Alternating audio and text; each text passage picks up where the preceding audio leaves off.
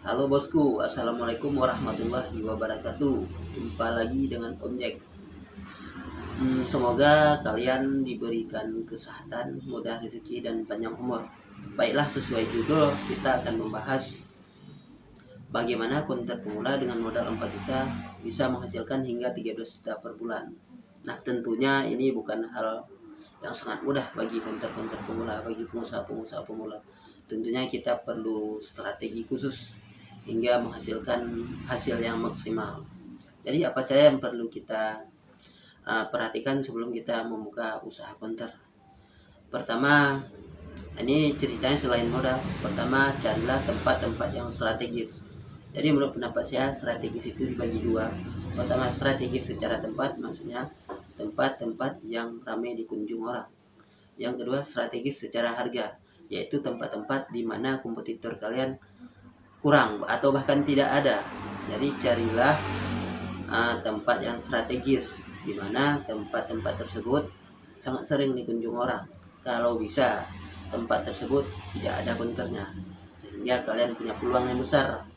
Kalau memang tidak ada juga, maka carilah tempat yang jaringannya bagus, ada XL, ada Telkomsel, ada Indosat dan segala macam. Kalau bisa tempat tersebut tidak ada konternya, sehingga kalian tidak punya pesaing. Meskipun tempat itu bukan tempat yang ramai dikunjung orang, namun kalian punya peluang besar karena tidak ada konternya. Oke, langkah selanjutnya, belilah satu produk atau banyak produk dengan yang modal semurah-murahnya, lalu bisa dijual dengan semahal-mahalnya, dengan catatan barang tersebut kualitasnya bagus. Itu yang pertama. Yang ketiga, belanjalah barang yang perlu-perlu saja, jangan stok aksesoris yang tidak perlu, maksudnya yang tidak begitu dicari atau peluang cuannya kecil. Contohnya seperti di belakang, cash itu peluangnya kecil sekali, karena hampir setiap tahunnya cash itu modelnya terus berganti dan terus berganti, sehingga stoknya menumpuk dan kalian akan rugi. Ini saya stok ini setelah konter saya berjalan hingga kurang lebih sekitar 8 bulanan baru saya stok banyak begini. Awalnya tidak. Jadi bagaimana caranya hingga menghasilkan 13 juta per bulan? Jadi cara belanjanya ini sudah saya catat tadi. Pertama, kalian kan uangnya 4 juta, 1 juta beli etalase, 1 juta lagi beli aksesoris tadi yang perlu-perlu saja. Pertama earphone atau headset, yang kedua charger, yang ketiga baru kalian tambah aksesoris lain seperti handset.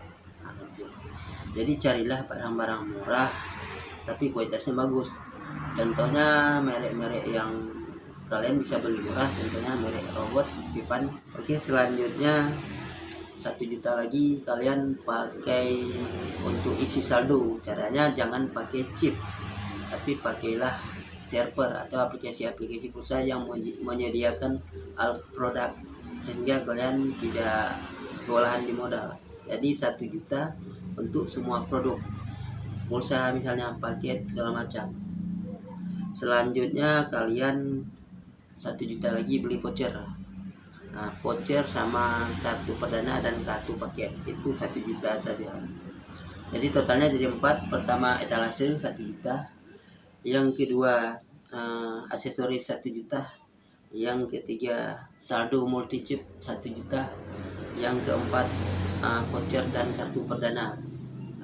Kartu paket satu lagi 1 juta. Jadi totalnya 4 juta, tidak termasuk sewa rukonya. Kalau memang kalian punya ruko sendiri, punya kios sendiri, alhamdulillah bagus. Ini 4 juta saya bilang tidak termasuk dengan sewa toko. Saya dulu sewa awalnya 2 juta. Nah, kenapa bisa dapat 2 juta? Jadi saya cari tempat-tempat yang bukan tempat keramaian, tapi ada peluang untuk kita, bahkan peluangnya sangat besar. Ya, kenapa? Karena konternya tidak ada, dan tentunya kita akan mendapat sewa yang murah, sebab itu bukan tempat keramaian, namun hasil cuannya bagus. Kenapa? Tidak ada kompetitornya. Oke, saya akan perlihatkan dari awal berapa penghasilan konten saya yang kecil ini. Boleh saya bilang kecil, coba kita lihat. Nah, inilah konten kecil saya yang bisa hasilkan hingga 13 juta per bulan. Tidak begitu rapi dan barang pun tidak begitu banyak, cuman lengkap. Meskipun tidak, motor saya masih situ, belum buka gitu.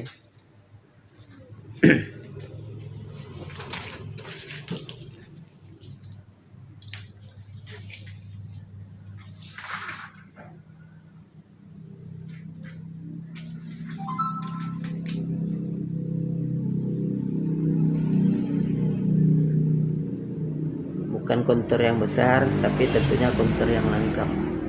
Hampir semua aksesoris saya jual, mulai dari earphone, power bank, charger, case, semua lengkap, sampai set untuk main game pun ada. Ini dia. Oke, mari kita duduk di meja lagi, kita lihat. Kita akan buka catatan di laptop.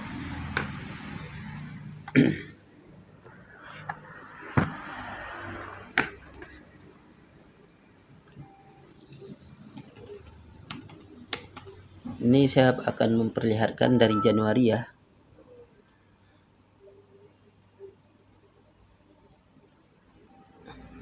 Ini dia.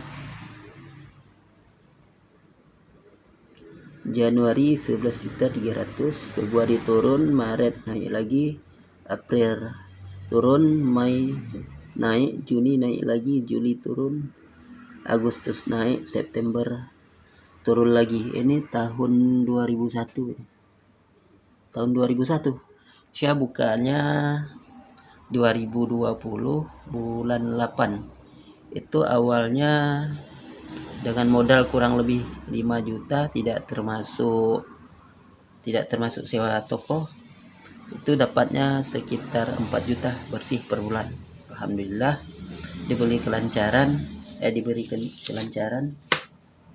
Oh ya, kalian jangan lupa juga setiap hari itu selain berusaha, tapi cobalah jangan lupa untuk bersedekah. Mudah-mudahan diberi jalan terbaik untuk kalian semua. Kita akan lihat catatan per bulannya. Ini kita lihat dari Juli ya. Dari Juli, ini contoh. Juli tanggal 1 berapa dapat per harinya? Ini dapat 700. Ya, ini tanggal 1 Juli 2021. Ini dapatnya 784.000 sehari. Ini bersih ya. Bersih. Coba kita lihat kolom dari atas. Gimana dia cara catatnya. Ini dia. Contoh. Voucher 2.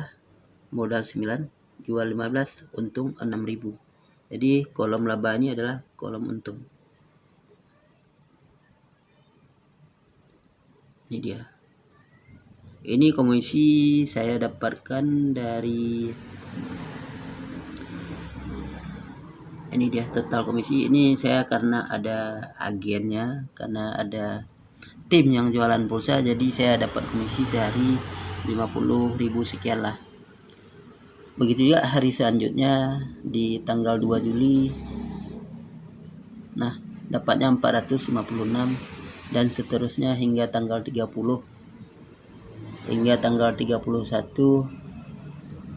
Di tanggal 31 saya dapatnya 374.000, sehingga bulan Juli 2021 total dapat penghasilan bulan Juli 2021 adalah, mana dia? Ini dia. Juli 13.528.857. Nah, begitulah. Jadi kita jangan lupa bikin catatan harian, catatan bulanan, dan catatan tahunan, sehingga kita itu tahu perkembangan usaha kita. Jadi masih layak dijalankan atau tidak. Kalau menurun, penyebab menurunnya apa? Apakah kompetitor pada banting harga? Kalau banting harga nanti kita akan bahas di video-video selanjutnya, bagaimana mengatasi kompetitor yang nakal, yang membuat harga sesuka hatinya. Jadi apalagi strategi-strategi lain yang harus kita lakukan hingga mendapatkan hasil yang maksimal.